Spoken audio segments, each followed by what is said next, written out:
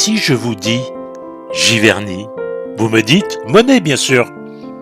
Giverny, un charmant village, un nom célèbre, grâce à la demeure choisie par un grand artiste. C'est le lieu le plus visité de Normandie, après le Mont-Saint-Michel. En quelques mots, la vie du peintre. Claude Monet est né en 1840 à Paris et grandit au Havre. Il y rencontre des peintres comme Eugène Boudin et John King, qui lui donnent le goût de la peinture en plein air. Il se rend à Paris pour étudier et rencontrer Renoir, Sisley, Basille. Il admire Manet et travaille à Trouville aux côtés de Courbet. En 1871, à Londres, il découvre Turner. C'est à cette époque qu'il commence à admirer les estampes japonaises. Avec de grosses difficultés d'argent, il est marié à Camille, dont il a un enfant, Jean. Il expose avec des peintres que l'on nommera impressionnistes, en raison d'une toile de 1872 que Monet avait intitulée « Impression soleil levant ». Et en 1876, il est invité chez un homme d'affaires, Ernest Augedet, à Montgeron, et il se lie d'amitié avec le couple. Mais Ernest est ruiné et s'enfuit en Belgique. Sa femme et Madame Monet décident alors de passer l'été dans une maison louée à Véteuil, mais Monet n'a pas d'enthousiasme pour cette demeure. Un deuxième enfant est né dans la famille Monet, mais Camille meurt de la tuberculose. Alors, Alice Augedet décide d'élever ses deux enfants avec les siens. Monet a visité le Vexin et a trouvé une maison et terrain de plus d'1 hectare à Giverny en 1883. Une allée centrale ombragée par des sapins de traverse, Monet fait abattre les pins, ne conservant que les 2 ifs les plus près de la maison à la demande d'Alice. Avec son crépi rose de briques pilées et ses portes et volets verts, n'évoque-t-elle pas irrésistiblement un tableau impressionniste du siècle dernier? Claude Monet a vécu dans cette maison pendant 43 ans, de 1883 à 1926, ce qui lui a permis d'agrandir celle-ci et de l'agencer à son goût. Une grange à gauche sans étage, Monet en fait de suite son atelier et salon, où il aime s'asseoir et fumer en examinant ses toiles. Au-dessus de son atelier, Monet ajoute un étage et s'aménage une grande chambre à coucher et un cabinet de toilette. C'est dans ce lit très simple que Monet dormait et qu'il a rendu son dernier soupir le 5 décembre 1926. Tout le côté gauche de la maison est donc réservé à Monet, qui y possède son espace de travail et de repos. À l'étage, des chambres sont aménagées pour les 4 filles d'Alice Augedet Monet. Les 2 fils d'Alice et les 2 fils de Claude logent dans les combles. L'escalier principal descend vers la salle à manger, la pièce la plus spectaculaire de la maison. Monet ne veut pas de pièces sombres, il les fait peindre en 2 tons de jaune de chrome. Cette couleur vibrante met en valeur la vaisselle de faïence bleue exposée dans les buffets. Tous les murs sont recouverts d'estampes japonaises. La salle à manger communique avec la cuisine pour faciliter le service bien sûr, mais aussi pour que les convives aperçoivent la couleur en harmonie avec le jaune de la salle à manger lorsque la porte est ouverte. Les murs de la cuisine sont entièrement recouverts de carreaux de céramique de Rouen. L'impression de fraîcheur donnée par le bleu est tempérée par l'impressionnante collection de casseroles en cuivre. Un énorme fourneau à bois et charbon en fonte doit maintenir une forte chaleur dans la pièce. Puis le petit salon boudoir où Alice se tenait en compagnie de ses enfants. La pièce étonne par ses tons de bleu sur les murs comme sur le mobilier. Il s'harmonise aux estampes japonaises collectionnées passionnément toute la vie durant de Claude. Le peintre en possédait plus de 200, il aimait s'en entourer et s'en inspirer. Voyons l'atelier des nymphéas pour peindre avec une bonne lumière. Les chevalets et quelques tréteaux roulants sont encore là, ainsi que le canapé. Le peintre jouissait d'une vue magnifique sur son jardin.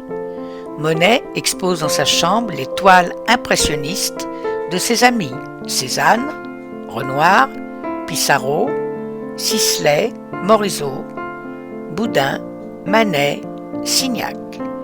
Claude et son épouse Alice font chambre à part comme c'est l'usage dans les familles bourgeoises, mais leurs appartements communiquent par les cabinets de toilette. La chambre frappe par sa simplicité. Elle est décorée d'estampes japonaises représentant des personnages féminins.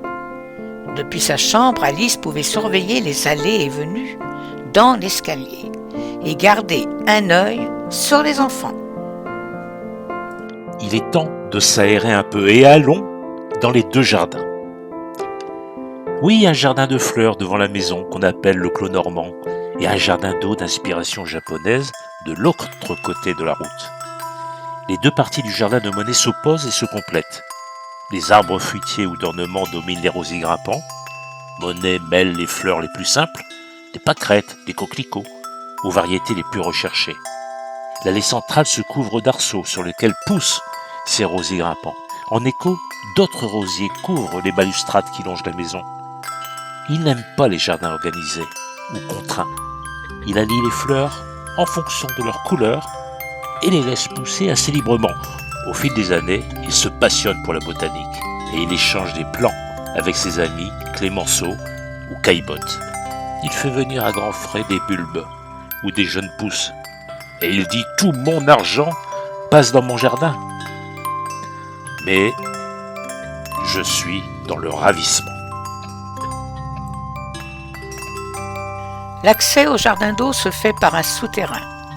En 1893, 10 ans après son arrivée à Giverny, Monet achète le terrain qui voisine sa propriété de l'autre côté de la voie de chemin de fer. Il est traversé par un petit cours d'eau, le Rue, une dérivation de l'Epte. Le jardin d'eau, tout en asymétrie et en courbe, s'inspire des jardins japonais. On trouve dans ce jardin d'eau le fameux pont japonais couvert de glycine. D'autres ponts plus petits, des saules pleureurs, une forêt de bambous et surtout les fameux nymphéas qui fleurissent pendant tout l'été. Jamais encore un peintre n'a à ce point façonné son motif dans la nature avant de le peindre, créant son œuvre 2 fois. Monet y puise son inspiration pendant plus de 20 ans. Après la série des ponts japonais, il se consacre à celle des nymphéas jusqu'aux gigantesques décorations de l'orangerie. Toujours à la recherche de brume et de transparence, Monet s'attache de plus en plus aux reflets dans l'eau, une sorte de monde inversé, transfiguré par l'élément liquide. Et le pont japonais, Monet l'a peint 45 fois. Il est couvert de glycine. À la mort de Claude Monet en 1926, la maison et le jardin reviennent à son fils Michel, la belle-fille de Monet, Blanche Hochedet, et ils veillent tous sur la propriété. Malheureusement, après la Deuxième Guerre mondiale, le jardin et la maison sont négligés. Et en 1966, Michel Monet lègue la propriété à l'Académie des Beaux-Arts. Grâce à des dons généreux, en majorité américains, la façade de la maison est ravalée, les meubles anciens et les estampes japonaises sont restaurés et les structures d'accueil se mettent en place. La propriété est ouverte au public depuis septembre 1980. Il est important de souligner une amitié profonde et indéfectible entre Clémenceau et Monet. 2 hommes, 2 caractères. Georges Clémenceau écrivait affectueusement à Monet « Mon vénérable débris » ou « Mon vieux cœur ». Clémenceau se rend régulièrement à Giverny. Le 12 novembre 1918, au lendemain de l'armistice, Monet écrivait à Georges Clémenceau « Cher et grand ami, je suis à la veille de terminer 2 panneaux décoratifs que je veux signer le jour de la victoire et viens vous demander de les offrir à l'État par votre intermédiaire. C'est peu de choses, mais c'est la seule manière que j'ai de prendre part à la victoire. Je vous admire et vous embrasse de tout mon cœur. Ces panneaux sont les nymphéas. Il faudra 7 longues années à Monet pour achever son travail.